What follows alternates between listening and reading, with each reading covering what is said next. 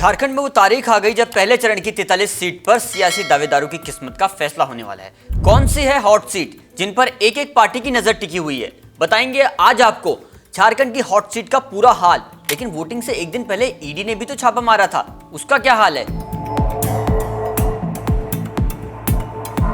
सबसे पहले जिन high profile सीटों पर सबकी नजर टिकी हुई है उनमें सबसे पहले नंबर पर है सरायकेला सीट, जहां से पूर्व सीएम चंपई सोरेन बीजेपी के टिकट पर मैदान में हैं, जो जेएमएम छोड़कर बीजेपी में शामिल हुए थे। 40 साल तक तीर धनुष के साथ जेएमएम का झंडा बुलंद करने वाले चंपई सोरेन जेएमएम के गणेश महली को टक्कर दे रहे हैं। जेएमएम ने चंपई को टक्कर देने के लिए इस बार बीजेपी के बागी नेता को मैदान में उतारा है। दूसरी सीट है घाटशिला, जहां से हेमंत सोरेन सरकार के मंत्री रामदास सोरेन को चुनौती देने के लिए बीजेपी ने पूर्व सीएम चंपई सोरेन के बेटे बाबूलाल सोरेन को मैदान में उतारा है। तीसरी सीट है खूंटी, जहां से साल 2000 से ही नॉन स्टॉप जीतते आ रहे बीजेपी विधायक नीलकंठ सिंह मुंडा की प्रतिष्ठा दांव पर है। उनका मुकाबला जेएमएम के राम सूर्या मुंडा से होना है। चौथी सीट है बड़का गांव, पिछले 15 साल से ये सीट कांग्रेस के पास है। योगेंद्र साहू और उनके परिवार का यहाँ लंबे समय से कब्जा माना जाता है। फिलहाल उनकी बेटी अंबा प्रसाद यहां से विधायक हैं, जो इस बार भी कांग्रेस की प्रत्याशी हैं।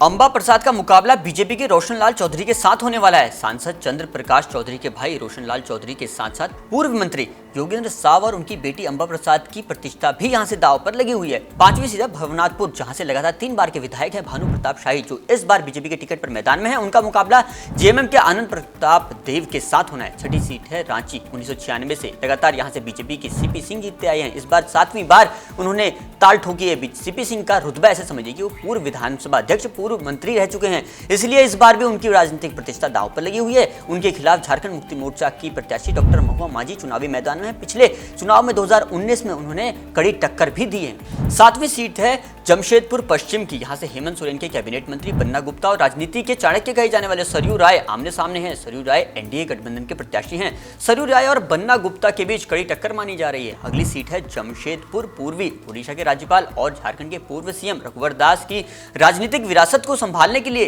इस बार उनकी बहू पूर्णिमा साहू भारतीय जनता पार्टी के टिकट पर जमशेदपुर पूर्वी से मैदान में है। उनका मुकाबला कांग्रेस के पूर्व सांसद डॉक्टर अजय कुमार के साथ होना है। पिछले विधानसभा चुनाव में इस सीट से निर्दलीय उम्मीदवार सरयू राय ने 5 बार के विधायक और पूर्व सीएम रघुवर दास को हराया था। और अंत में पोटका सीट से पूर्व केंद्रीय मंत्री और झारखंड के पूर्व सीएम अर्जुन मुंडा की पत्नी पहली बार चुनावी मैदान में ताल ठोक रही हैं। मीरा मुंडा की टक्कर जेएमएम के विधायक संजीव सरदार के साथ होनी है। यहां से भी पूर्वी केंद्रीय मंत्री अर्जुन मुंडा की राजनीतिक साख दांव पर लगी हुई है। झारखंड में 15 जिलों की 43 सीट पर बुधवार 13 नवंबर को वोटिंग हुई। चुनाव के एक दिन पहले ही ईडी ने ताबड़तोड़ छापेमारी भी की थी। बांग्लादेशी घुसपैठ को लेकर रेड की गई। पूरा मामला क्या था, हमने इस पर एक डिटेल वीडियो बनाया है। वीडियो देखने के लिए लिंक डिस्क्रिप्शन बॉक्स पर दिया गया है, आप वहां से देख सकते हैं। वापस आते हैं वीडियो पे। ईडी ने वोटिंग से एक दिन पहले झारखंड समेत पश्चिम बंगाल के 17 ठिकानों पर छापेमारी की। ईडी की टाइमिंग को लेकर कई विपक्षी नेताओं ने केंद्र सरकार को घेरा था। बात पिछले चुनाव में पार्टियों की परफॉर्मेंस की करें तो इस लोकसभा में एनडीए के खाते में 9 सीटें गई, जबकि इंडिया गठबंधन के खाते में महज 5 सीटें गई हैं। वहीं पिछले विधानसभा चुनाव के नतीजों की अगर बात करें तो बीजेपी को तब 25 सीट मिली थी, कांग्रेस के खाते में 16 सीट आई थी और जेएमएम ने 30 सीट जीती थी।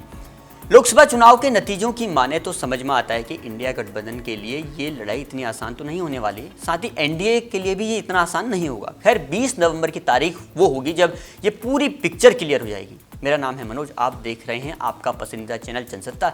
देश दुनिया की खबरें आसान भाषा में जानने के लिए जुड़े रहिए जनसत्ता के साथ। शुक्रिया।